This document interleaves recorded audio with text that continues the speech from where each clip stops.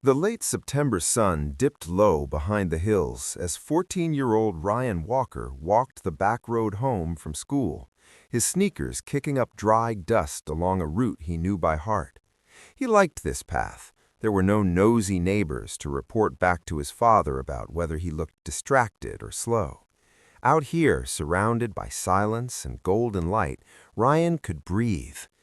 That quiet was broken when he saw it, a glint of twisted chrome catching the light from the roadside ditch. His heart skipped. Lying in the brush was a motorcycle, a Harley-Davidson by the looks of it, tipped onto its side with deep scratches down the tank and bent handlebars. At first, Ryan thought it was just abandoned, but then he saw the man. About 20 feet away, slumped in the tall grass, was a figure, motionless and bruised. Ryan froze. His instincts told him to run, get help, call someone, but something else made him step closer. The man's leather vest was torn. His face was smeared with dried blood. Ryan crouched, hesitantly pressing 2 fingers to the man's neck like he had seen in those school first aid videos. There was a pulse, faint but there. "Hey," he whispered, gently shaking the man's shoulder. "Can you hear me?" Slowly, the man stirred. His eyes fluttered open but seemed lost, scanning the sky as if he didn't recognize where he was. He tried to sit up, groaned in pain, and fell back.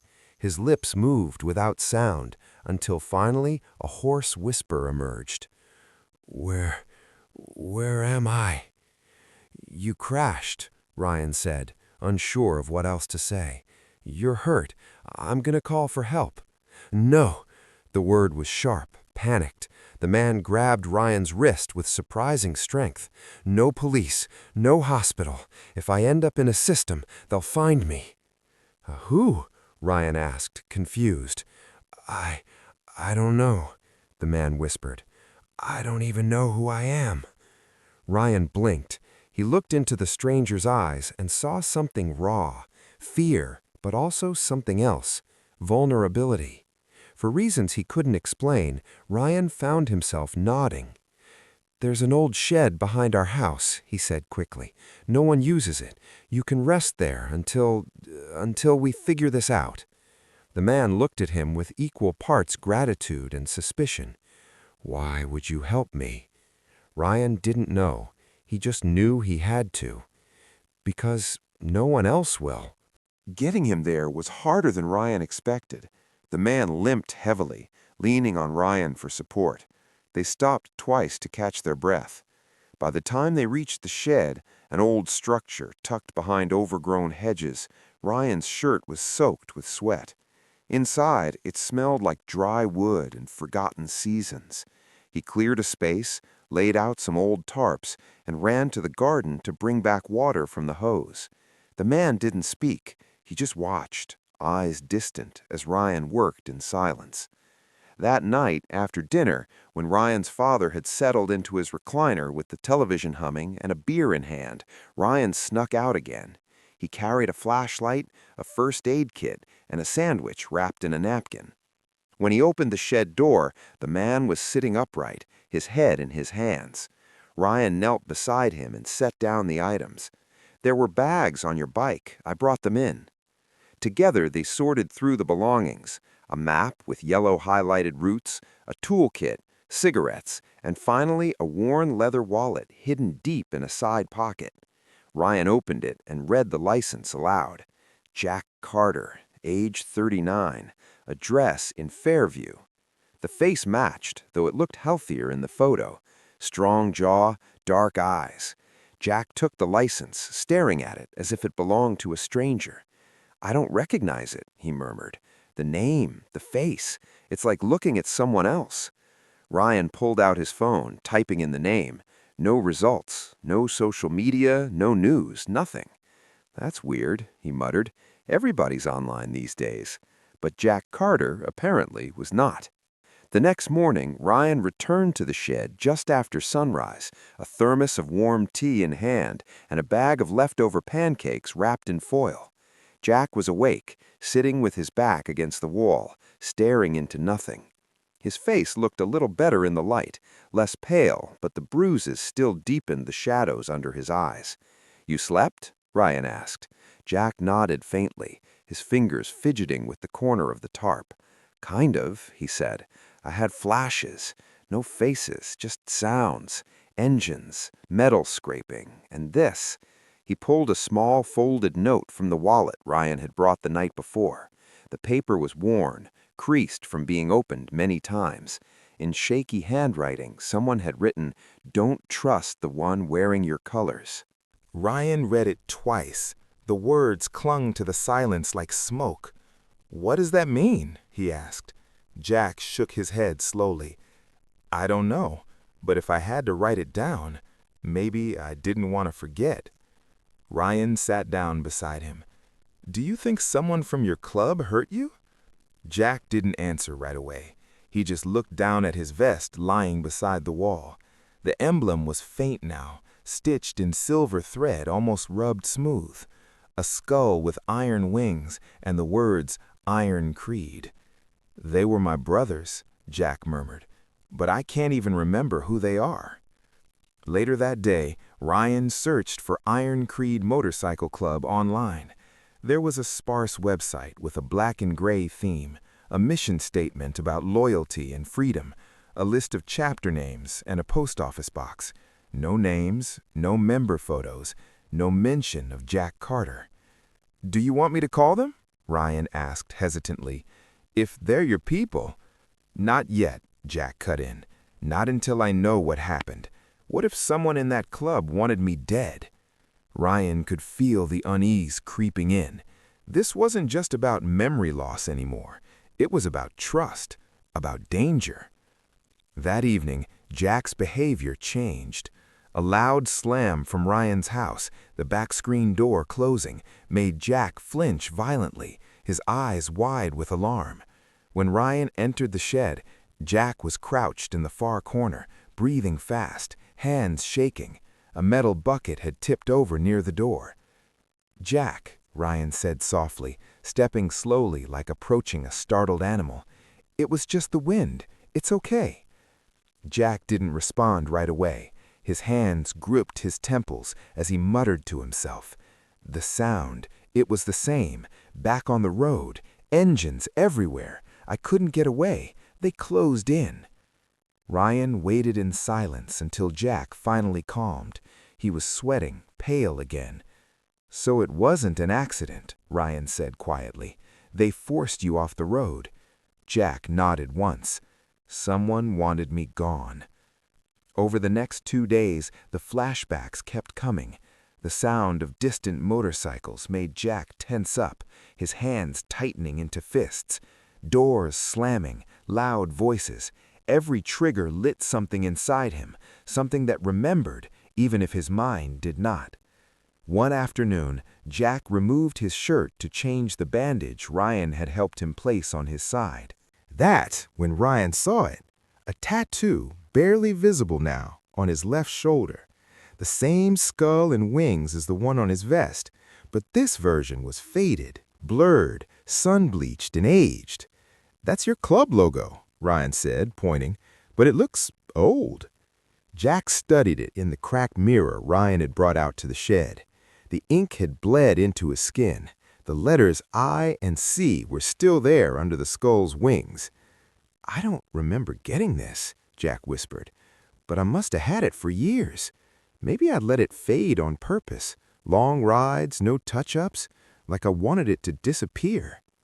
Ryan thought about that. Why would someone let their tattoo fade like that?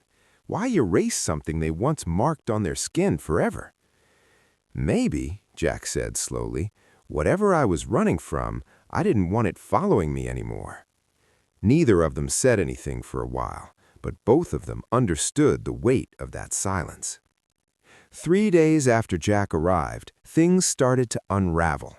Ryan had done everything he could to stay invisible, coming and going quietly, hiding the leftover food, sneaking supplies out of the kitchen. But he had not accounted for the neighbors. One afternoon, as he returned from the shed, his father, David Walker, was waiting in the kitchen, arms crossed, face grim. You want to tell me why Mrs. Delaney says she saw you sneaking around the old shed with food? David asked. Ryan froze. It's nothing, he said quickly. I was feeding a stray dog, hurt its leg, and I didn't think you'd let me keep it. David narrowed his eyes. Show me. They walked out together, silence thick between them. The flashlight beam cut through the evening mist as they reached the shed. Ryan's heart pounded. He hoped Jack had heard them coming, hoped he had slipped away into the woods. But when David opened the door, Jack was standing there in the middle of the room, his hands slightly raised, making no move to run. What the hell is this? David's voice dropped into a low, dangerous tone. Dad, wait, Ryan said, stepping between them. He's not dangerous. He's hurt. He's got amnesia. He doesn't even know who he is.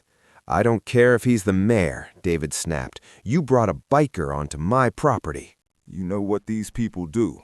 He's not like that, Ryan said. You don't understand. No, David cut him off. You don't understand. We don't let people like him near this house. Then, suddenly, Jack's face shifted, his gaze fixed on David with intensity. David Walker, he said, voice quiet but clear. Your brother's name was Thomas. He died 15 years ago, hit and run on Route 9, just outside of Maple Hollow. David went rigid. How do you know that? Because I remember, Jack said, his breath catching. It just came back. Ryan turned to him, stunned. You remember who you are? Jack nodded slowly. My name is Jack Carter. I rode with Iron Creed for 12 years. The crash, it wasn't an accident. I was run off the road. Someone tried to kill me. David stared at him, barely breathing. And what does that have to do with my brother? Jack met his eyes. Everything.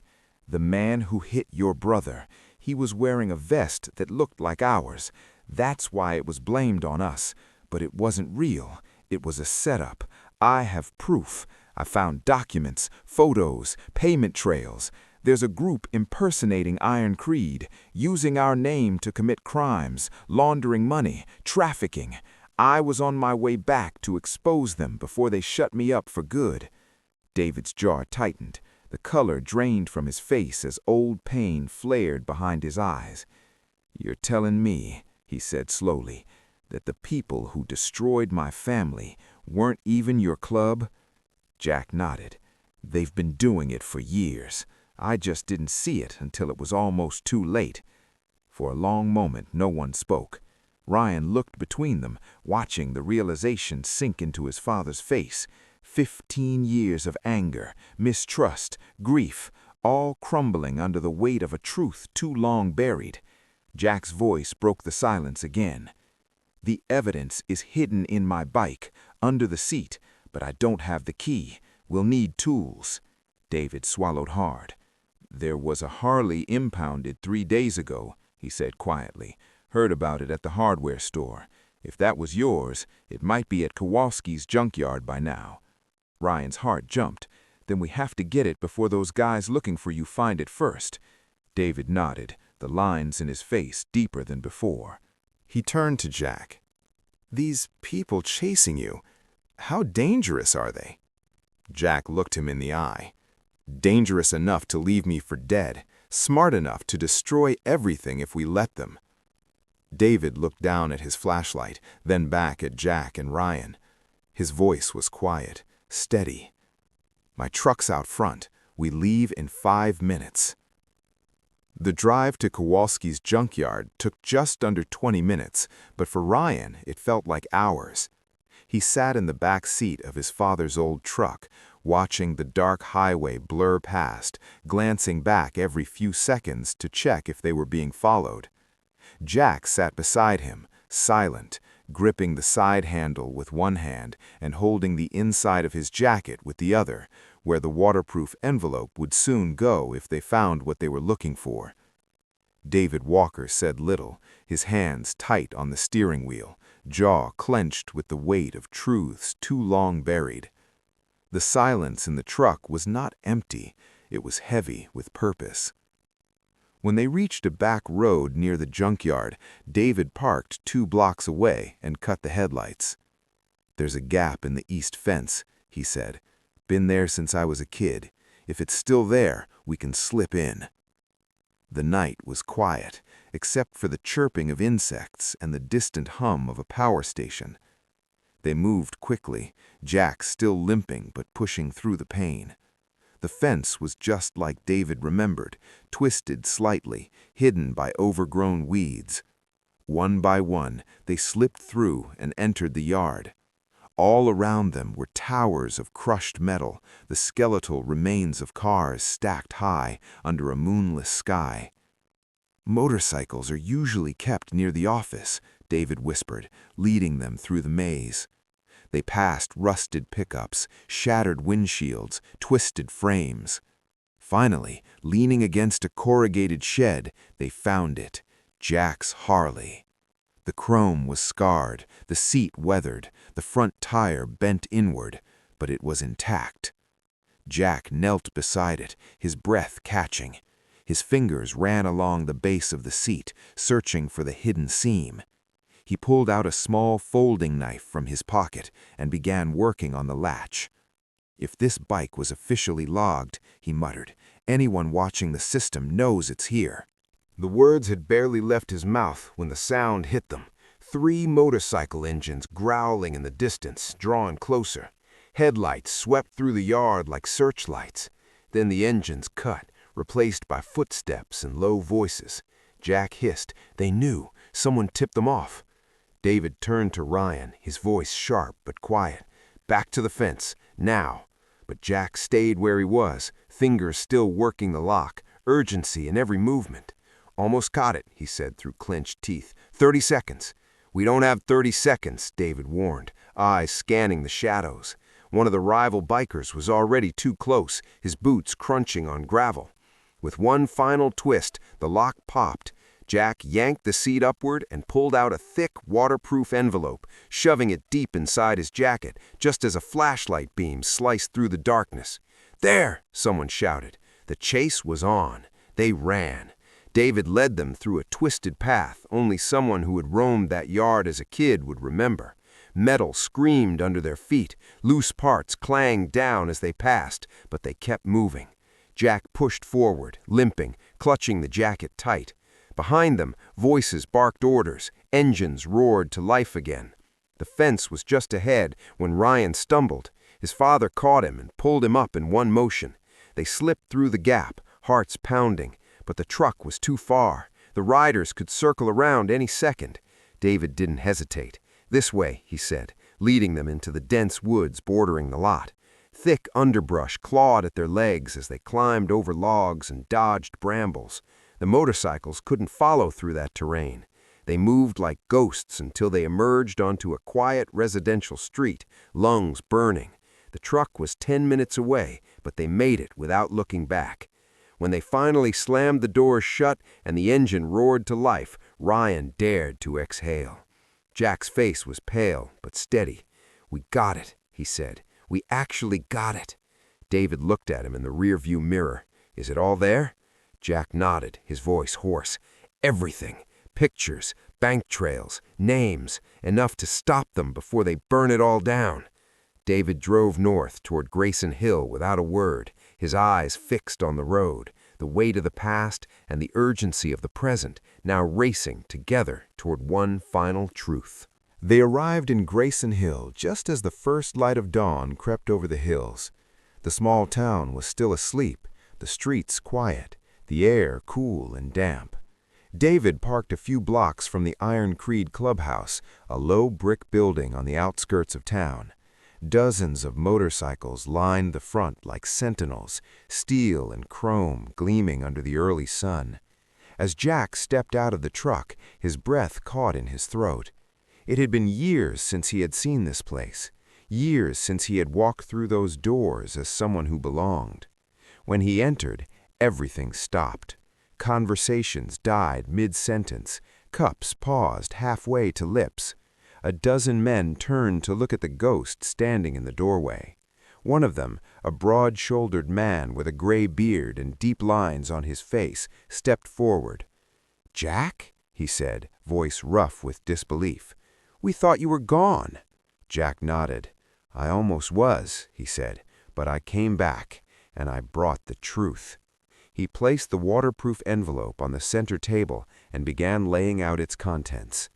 There were photos, grainy surveillance images of men wearing Iron Creed colors, men no one in the room recognized. There were financial records, payments made to shell corporations linked to a known criminal organization. There were documents showing how fake members had used the club's name to commit robberies, traffic drugs, and drag them into a world they had always sworn to stay clear of. "They wanted us destroyed," Jack said. "They knew law enforcement would never stop to ask whether the patches were real. They counted on our silence, our fear, but I couldn't stay quiet anymore." The room buzzed with low voices until someone near the back shifted. A younger man with a snake tattoo on his neck edged toward the door. "Don't," the gray-bearded man said, raising his voice and his hand. The club's sergeant-at-arms moved fast, blocking the way. "You're the one," the older man said. "You wore our colors while selling us out." The man with the snake tattoo didn't deny it. There was no fight, only a quiet surrender in his eyes. Justice would come, through the right channels, through the law. That was how this chapter would end. Outside, Jack found David and Ryan waiting by the truck. The sun was higher now, casting long gold shadows across the parking lot. Jack exhaled slowly, feeling for the first time in years like he could truly breathe. "My sister lives about 2 hours from here," he said. "I think it's time I see her. Let her know I made it home." David nodded. He didn't speak right away. Then, extending a hand, he said, "Thank you for telling me the truth about my brother, for giving us peace." Jack shook his hand firmly. "I'm sorry it took 15 years. Before they parted, Jack reached into his saddlebag and pulled out one of his old riding gloves. He handed it to Ryan. "When you're ready," he said, "come find me. I'll teach you to ride for real." Ryan took the glove, his throat tight, unable to speak. David stood beside him, watching, but said nothing, just nodded. As Jack's motorcycle rumbled to life and rolled down the road, Ryan stood quietly, the glove pressed to his chest. He thought of the old magazines under his bed, the day he found Jack bleeding in the grass, the ride that led them all here. Sometimes the people we are told to fear are the ones who need us most.